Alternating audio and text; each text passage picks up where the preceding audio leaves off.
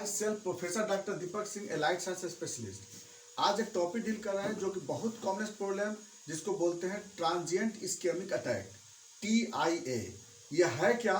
Transient का मतलब होता है सडन, इस्केमिया का मतलब होता है ब्लड सर्कुलेशन डिमिनिश्ड, अटैक का मतलब होता है इसकी फंक्शन सडन लॉस होना। यानी यह डिजीज का नाम से तो नहीं लगता है कहाँ का डिजीज है, लेकिन इसके बारे में टोटल बात डील कर रहे हैं। यह डिजीज ब्रेन का होता है। क्या होता है डिजीज, पहले गौर समझते हैं, पहले गौर से देखिएगा। हम जानते हैं कि जो ब्रेन की तरफ जो ब्लड सप्लाई जो होती है वह किससे होती है? ब्लड जो सप्लाई होती है वो होती है कैरोटिड आर्टरी से। मान लिया सपोज दैट कि कैरोटिड आर्टरी है, जो कैरोटिड आर्टरी इंटरनल और एक्सटर्नल कैरोटिड आर्टरी यह ब्रेन के लिए ब्लड सप्लाई करती है।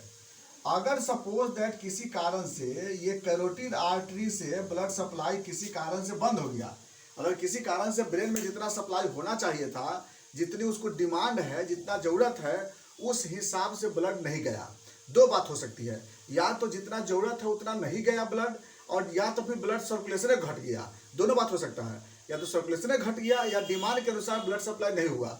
दोनों कंडीशन में ब्रेन टिश्यू को ब्लड सप्लाई की कमी हो जाएगी, ब्लड की कमी हो जाएगी, सडन न्यूट्रिशन ऑक्सीजन की कमी हो जाएगी।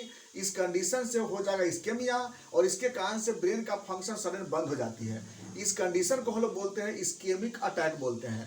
लेकिन एक बात बड़ी गौर समझना होगा, हम स्ट्रोक में देखे थे इस्केमिया, इस्केमिक स्ट्रोक। स्ट्रोक जो होती थी दो तरह से होता है, इस्केमिया की वजह से और हेमरेज के कारण से होती थी। तो स्ट्रोक और TIA में अंतर यही है कि स्ट्रोक में न्यूरॉन सेल में और ब्लड वेसल्स में मॉर्बिड चेंज होता है, लेकिन TIA में कोई भी मॉर्बिड चेंज नहीं होता है। इसका मतलब यह हुआ कि जो स्ट्रोक में न्यूरॉन सेल या ब्लड वेसल्स ब्रेन का डैमेज हो जाता है, लेकिन TIA में कोई भी डैमेज कंडीशन नहीं मिलता है, क्योंकि ये थोड़ी ही देर के लिए होती है, और थोड़ी देर के ब्लड सप्लाई बंद होती है, थोड़ी देर के लिए ही जो भी फंक्शन डिजॉल्व होती है वो सडन डेवलप होती है। लेकिन स्ट्रोक में क्या होता है कि ये लॉन्ग समय के लिए होती है, जो भी डेवलप होती है लॉन्ग समय के लिए भी होती है, और प्लस इसमें क्या होता है कि जो न्यूरॉन्स का सेल या ब्लड वेसल्स का जो है ना डिस्ट्रक्शन इसमें हो जाता है, इसलिए जो होता है ये स्ट्रोक कहलाता है। लेकिन यह भी जो होती है इसमें जो सिम्टम आता है वो स्ट्रोक के जैसा ही होता है, इसलिए इसको क्या बोलते हैं, एक तरह से मिनी स्ट्रोक बोलते हैं। यानी स्ट्रोक के जैसा ही कुछ सिम्टम आता है, इसलिए इसको मिनी स्ट्रोक बोलते हैं। अब चलिए बात थोड़ा चलते हैं सिम्टम क्या होता है, इसका कारण क्या होता है। इटियोलॉजी बात पर ध्यान देते हैं। तो इसका इटियोलॉजी क्या है, कारण जिसको बोलते हैं, इसका कारण यह है कि सबसे पहली बात तो ये समझेंगे कि कैरोटिड आर्टरी की तरफ ब्लड सप्लाई घट गया है। अब कैरोटिड आर्टरी में या ब्रेन की तरफ ब्लड सप्लाई डिमिनिश होने का कारण क्या हो सकता है, या ब्रेन का डिमांड हो सकता है बहुत ज्यादा हो। तो देखिए सबसे पहला कंडीशन यह होता है कि कैरोटिड आर्टरी में कोई ब्लॉकेज है, कैरोटिड आर्टरी का कोई ऑब्स्ट्रक्शन है, चाहे इंटरनल ऑब्स्ट्रक्शन हो या एक्सटर्नल ऑब्स्ट्रक्शन हो। इंटरनल ऑब्स्ट्रक्शन क्यों होता है, अंदर का ऑब्स्ट्रक्शन क्यों होती है? अंदर में ऑब्स्ट्रक्शन होती है तो लिपिड के कारण, या तो ज़्यादा फैट जमा हो जाता है, ज़्यादा बॉडी में फैट जमा हो जाती है, फैट का अमाउंट बढ़ जाता है, कोलेस्ट्रॉल का लेवल बढ़ जाता है, ट्राइग्लिसराइड का लेवल बढ़ जाता है, उस कंडीशन में अंदर में फैट जमा हो जाता है। दूसरा होता है थ्रोम्बस बनने के कारण, कोई ना कोई थ्रोम्बस बन जाता है, इसके कारण भी वहाँ पर पाथ ब्लॉकेज होती है। तीसरा होता है इम्बोलिज्म, कोई ना कोई इम्बोलस सब्सटेंस, इम्बोलस मतलब होता है इनसॉल्युबल सब्सटेंस, ब्लड सर्कुलेशन में कोई इंसॉल्युबल सब्सटेंस अगर एपियर हो जाता है तो वह सब्सटेंस क्या करता है कि रास्ते को क्या करता है ना, ब्लॉक कर देता है। तो ये जो पाथ होती है, पाथ को ब्लॉक कर सकता है इम्बोलस सब्सटेंस। तो फैट हो गया, थ्रोम्बस हो गया, इम्बोलस हो गया, इसके कारण क्या होता है, कोरोनरी आर्टरी का जो लुमेन होता है वह क्या होता है, ब्लॉक हो जाता है। दूसरी कारण होती है क्या, पे ट्यूमर के कारण हो सकता है कि आज जो कैरोटरी आर्टरी है उसको कोई ना कोई नेक में ट्यूमर है या ब्रेन में ट्यूमर है, वो क्या करता है, उसको कंप्रेस करता है। तो ट्यूमर के कारण क्या होता है कि आर्टरी कंप्रेस करती है, इसके कारण भी पाथ ब्लॉकेज होता है। अगला कारण होता है एनुरिज्म। एनुरिज्म के कारण क्या होता है कि जब रास्ते डाइवर्ट कर गया, पाथ डाइवर्ट होने से क्या होता है, वहां भी क्या होती है, ब्लड सर्कुलेशन डिमिनिश कर जाता है, ये भी इस्केमिया का कारण बनता है। नेक्स्ट कारण होता है अगर ब्लड का वॉल्यूम घट गया, सपोज ब्लड का अमाउंट घट चुका है। नेक्स्ट कारण होता है एक्सेस डिमांड, तब मान लीजिए सपोज ओवर थिंकिंग करते हैं तो उस कंडीशन में क्या होती है, डिमांड बढ़ जाता है, या इन्फ्लामेशन अगर हो जाती है, वो सब कंडीशन आ सकती है। नेक्स्ट क्या आता है, क्रोनिक हाइपरटेंशन, बहुत दिनों से हाइपरटेंशन होने के कारण जो आर्टरी का इलास्टिसिटी खराब हो जाता है। अब इसके कारण क्या होता है कि प्रॉपर अमाउंट में ब्लड जो है सर्कुलेट वहां पे नहीं कर पाता है। अगला होता है एथेरोस्क्लेरोसिस। एथेरोस्क्लेरोसिस में फाइब्रोफैटी प्लग बन जाता है, चाहे वो सर्कुलर वेन से बन जाता है या कैरोटिड आर्टरी बन जाती है। तो इसके कारण क्या होता है कि ब्लड प्रॉपर सप्लाई नहीं कर पाता है। अगला कारण होता है कार्डियक आउटपुट डिमिनिश होना। हार्ट के कारण, चाहे वो एट्रियम ऑर्टिक जो ऑर्टिक वाल्व स्टेनोसिस हो गया, माइटल वाल्व स्टेनोसिस है, या फिर कार्डियक आउटपुट कम हो रही है, हार्ट फेल्योर हो रही है, कार्डियक इनपुट जो कार्डियक कंडक्शन कैपेसिटी है वह डिमिनिश कर गया है। तो ये सब कारण से क्या होता है कि ब्लड का जो सप्लाई है जितना जाना चाहिए वो सप्लाई उतना नहीं हो पाता है, जिसको हम सिनकॉप के नाम से जानते हैं। तो इसके वजह से क्या होता है कि जो जितना प्रॉपर अमाउंट ब्लड जाना चाहिए ब्रेन में उतना सप्लाई नहीं हो पाता है। तो इसके कारण भी क्या होती है, इसकी डेवलप होती है। नेक्स्ट कुछ कॉज और आ जाती है, जैसे स्टार्वेशन हुआ, इलेक्ट्रोलाइट इम्बैलेंस हो गया, सोडियम का लेवल घट गया, पोटासियम का लेवल बढ़ जाता है, कैल्शियम का लेवल घट गया, मैग्नीशियम का लेवल घट जाता है। तो ये सभी कुछ ऐसे फैक्टर होता है जो कि टीआईए को प्रोड्यूस कराता है। नेक्स्ट आते हैं हाइपोग्लाइसेमिया, स्टार्वेशन है, फास्टिंग है, ये सब कारण से या ग्लूकोज की ज़्यादा कमी हो गई, ये कारण भी क्या होता है कि टीआईए को प्रोड्यूस करा देती है। तो ये सब अच्छा, कभी कभी कीटोएसिडोसिस, डायबिटिक कीटोएसिडोसिस, इसके कारण भी कभी कभी टीआईए का कंडीशन बनता है। और ये तो बहुत सारे कारण बनते हैं जिसके कारण ब्रेन की तरफ जो सप्लाई होता है वो घट जाता है। कारण कोई भी हो सकता है। नेक्स्ट आते हैं सिम्टम के बारे में।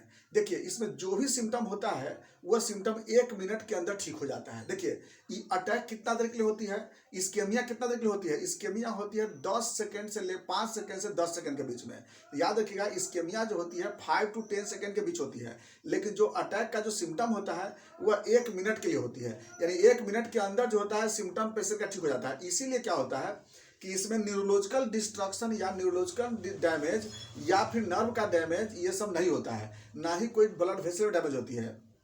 इसीलिए जब सीटी स्कैन कराते हैं ना तो कोई भी हमले इसमें कोई भी प्रकार का न्यूरोलॉजिकल चेंजेस नहीं मिलता है। चलिए ये तो बात हो गया इसके काम सिम्टम में आने की बात है। तो सिम्टम होता क्या क्या है, तो सिम्टम बताते हैं कि जो भी होती है थोड़ी ही देर के लिए होती है और जो भी होता है थोड़ी 1 मिनट के अंदर समाप्त हो जाता है। क्या सिम्टम आता है, पहला लाइट हेडनेस, सी में लगता है कुछ है नहीं, वर्टिगो होती है, फिर उसका फेंटनेस महसूस होती है, कभी कभी हैवीनेस भी आ सकता है, लेकिन ज़्यादातर लाइटनेस महसूस ज़्यादा होती है। विजन जो होती है एक तरफ का या दोनों तरफ का विजन थोड़ी देर के लिए गायब हो सकती है, ब्लाइंडनेस महसूस हो सकती है। उसके बाद क्या होता है, फेशियल वीकनेस हो सकती है, वन साइडेड भी हो सकती है, बोथ साइड भी हो सकती है, जो ड्राइनेस आ सकता है माउथ में, उसका रिस्पायरेशन में थोड़ी सी डिस्टर्बेंस आ सकती है। बॉडी जो होता है वो फॉल कर सकता है, थोड़ी देर के लिए अनकॉन्शियस हो जाता है पेशेंट, बॉडी का कोऑर्डिनेशन लॉस कर जाता है, इम्बैलेंस हो जाता है पेशेंट, और थोड़ी देर के लिए सब कुछ भूल जाता है मरीज। तो जो भी सिम्टम होता है ना थोड़ी देर के लिए होती है। ये सारे सिम्टम कहाँ मिलता था आपको, स्ट्रोक मिलता था, लेकिन स्ट्रोक में क्या होता था ना कि ये लंबे समय के लिए हो जाती है और परमानेंट भी हो जाती है। स्पीच का डिस्टर्बेंस हो जाता है पेशेंट को, इसमें स्पीच में भी डिस्टर्बेंस आ जाता है। तो जनरली मरीज में क्या होता है कि ये जो टीआईए में ये सब कंडीशन देखने को मिल जाता है। जब हम देखेंगे पेशेंट का पल्स रेट देखेंगे तो इरेगुलर मिलता है, ब्लड प्रेशर देखेंगे तो इरेगुलर मिलता है, ये सब जो होता है टीआईए में जनरली मिल जाता है। नेक्स्ट कंडीशन आता है जो अगला कॉज हम अगला जो आती है बात है कॉम्प्लिकेशन। टीआईए में देखा क्या जाता है कि बार बार मरीज को टीआईए हो सकता है, या ये भी हो सकता है कि मिनी स्ट्रोक कभी कभी मेजर स्ट्रोक में भी कभी कभी चेंज कर सकता है। इसलिए अगर बार बार एक बार हुआ, 2 बार हुआ, 3 बार हुआ तो पेशेंट को ये संकेत मिलता है कि आपको आगे चल करके हो सकता है कि मेजर स्ट्रोक में चेंज कर सकता है, तभी संभल जाओ। तो इसलिए क्या होता है कि पेशेंट को ये सतर्क हो जाना चाहिए। तो कॉम्प्लिकेशन इसका ये होता है कि मेजर स्ट्रोक में चेंज कर सकता है। नेक्स्ट आते हैं इन्वेस्टिगेशन। ऐसा मरीज अगर आता है तो हम क्या करा सकते हैं। देखिए सबसे पहला होता है कैरोटिड आर्टरी का कलर डॉपलर। उसके लिए क्या होती है कि कलर डॉपलर क्या करते हैं, कलर डॉपलर से ये पता चलता है कि ब्रेन में कितना ब्लड जा रहा है, कितना रिटर्न आ रही है, कितना जरूरत है ब्रेन को, कितना अभी जा रही है। तो इसलिए कलर डॉपलर जो होता है नंबर 1 की होती है जांच, इसलिए वो करा के देख लेते हैं। Number 2 CT scan of brain. कुछ भी मिलने वाला नहीं है, क्योंकि हम पहले बोले हैं कि स्ट्रोक रहेगा तब मिल सकता है, टीआईए में कोई फाइंडिंग नहीं होती है, क्योंकि इस्केमिक टीआईए का कंडीशन होती है। नेक्स्ट हम लोग कराते हैं एनजीओ एमआरआई। एनजीओ एमआरआई जुड़ी होती है, एनजीओ एमआरआई ब्रेन। इससे क्या होता है कि ब्रेन का जो ब्लड वेसल्स होता है उसके बारे में हम लोग क्लियर पता लगा लेते हैं। तो 3 जांच जो है नॉर्मली हम लोग टीआईए के लिए करा के देख लेते हैं। अगला हम लोग क्या कराते हैं, लिपिड प्रोफाइल कराते हैं। लिपिड प्रोफाइल बहुत जरूरी होती है। इससे देखेंगे क्या कि ट्राइग्लिसराइड और एलडीएल कोलेस्ट्रॉल बढ़ा रहता है, तो दोनों चीज आपको बढ़ा हुआ मिल सकता है इसमें टीआईए किट्स में। ब्लड शुगर जांच करा सकते हैं, या तो घटा रहेगा या फिर हो सकता है बहुत बढ़ा हुआ रह सकता है इसमें। सीरम सोडियम इसमें क्या होता है, घट जाता है। सीरम पोटासियम बढ़ जाता है, सीरम कैल्शियम डिक्रीज कर जाता है, सीरम मैग्नीशियम घट जाता है। ये सब जांच कराने पे आपको घटा हुआ मिलेगा, आपको ये सब कंडीशन देख सकते हैं। उसके बाद हम लोग क्या कर सकते हैं, T3 T4 TSS भी करा के देख सकते हैं। हो सकता है कि थायराइड की डिसऑर्डर हो सकती है, क्योंकि कभी कभी इलेक्ट्रिकल इम्पल्स जो होती है ना थायराइड के गड़बड़ी के कारण भी ये चेंज हो सकता है। तो तो जनरली क्या होता है कि ये सब आपको जो होता है ना टीआईए में देखने को, ये सब हम लोग इस सब से हम पता लगा सकते हैं कि टीआई यही है। बाकी तो सिम्टम से पता लगाते हैं, पेशेंट को पूछ लिए, उसका अटेंडेंट से पूछ लेते हैं कि उस समय क्या हुआ था इनके साथ, या मरीज भी बोल सकता है कि हम कुछ देर के लिए सब कुछ भूल गए थे। तो ऐसा कंडीशन देखने को मिल जाता है। नेक्स्ट आता है मैनेजमेंट। हम लोग टीआईए के पेशेंट को क्या कर सकते हैं? सबसे पहला, जिस समय अटैक होता है उस समय बेड रेस्ट देते हैं, अगर टाई वगैरह पहने जाता है उसको ढीला कर देते हैं पेशेंट को। और ऐसे मैनेजमेंट कब करेंगे हम लोग? बाद में क्या करते हैं हम लोग, या अटैक के समय कभी कभी इन्फ्यूजन की जरूरत पड़ता है तो इन्फ्यूजन दे सकते हैं, अगर जरूरत पड़ता है तब। लेकिन वहाँ पे जब बहुत ज़्यादा जरूरत नहीं पड़ती है मरीज को, क्योंकि हॉस्पिटल जाते जाते मरीज ठीक ही हो जाता है। क्योंकि बोले ना आपको कि जो भी कंडीशन होती है 1 मिनट की होती है, इसलिए क्या होता है कि हॉस्पिटल में तो मरीज जाता है नॉर्मल कंडीशन में जाता है ना, इसलिए क्या करते हैं कि मरीज को हम लोग क्या करते हैं, पेशेंट को कि बाद के लिए मैनेजमेंट क्या करते हैं हम लोग पेशेंट को बोलते हैं स्मोकिंग से अवॉइड करने के लिए, फैट से अवॉइड करने, फैटी डाइट अवॉइड करने के लिए, अल्कोहल अवॉइड करने के लिए, या फिर कोई अगर बाय द अदर कोई अगर ड्रग्स यूज कर रहे हैं उससे पहले देख लेते हैं कौन सी ड्रग्स यूज कर रहा है, वो सब से अवॉइड करते हैं। और प्लस स्ट्रेस से अवॉइड करते हैं, ब्लड प्रेशर को मेंटेन करते हैं, है ना। लेकिन सबसे ज़्यादा लिपिड प्रोफाइल का मेंटेनिंग बहुत जरूरी होती है। नॉर्मल एक्सरसाइज करते हैं, योगा मेडिटेशन पेशेंट को हम लोग एडवाइस करते हैं। एक्सरसाइज के लिए प्रॉपर बोलते हैं, क्योंकि अभी से भी हम लोग सतर्क बोलते हैं कि सतर्क हो जाने के लिए। विटामिन सी सप्लीमेंट ज़्यादा देते हैं इसमें, कि विटामिन सी जो होता है अगर कोई प्लग बनता है तो उसको क्या करता है वहाँ से रिमूव करवाने का काम करता है वो। नेक्स्ट आते हैं होम्योपैथिक ड्रग्स। होम्योपैथिक ड्रग्स में क्या दे सकते हैं, इसमें डिजिटली चलाते हैं, कैक्टस डी देते हैं, लैकेसिस देते हैं, नाजा ग्रुप्स की कोई दवा दे सकते हैं, नेट्रम म्यूर देते हैं, काली फॉस देते हैं। यानी कुछ ऐसी दवा होती है, ये देखा जाता है कि पेशेंट का कंडीशन क्या था। तो देखिए इसमें कुछ ऐसी दवा होता है जिसको एकदम फिक्स कर लेते हैं हम लोग देने के लिए। जैसे लैकेसिस एकदम देते हैं, और निका भी देते हैं, इसमें कोलोस्टिनम भी देते हैं। यह मेडिसिन जो होती है हम लोग देते हैं, ऐसे मरीज ठीक हो जाती है। ये था मेरा TIA ट्रांजिएंट इस्केमिक अटैक। बाकी बातें फिर नेक्स्ट वीडियो में चलेंगे। थैंक्स।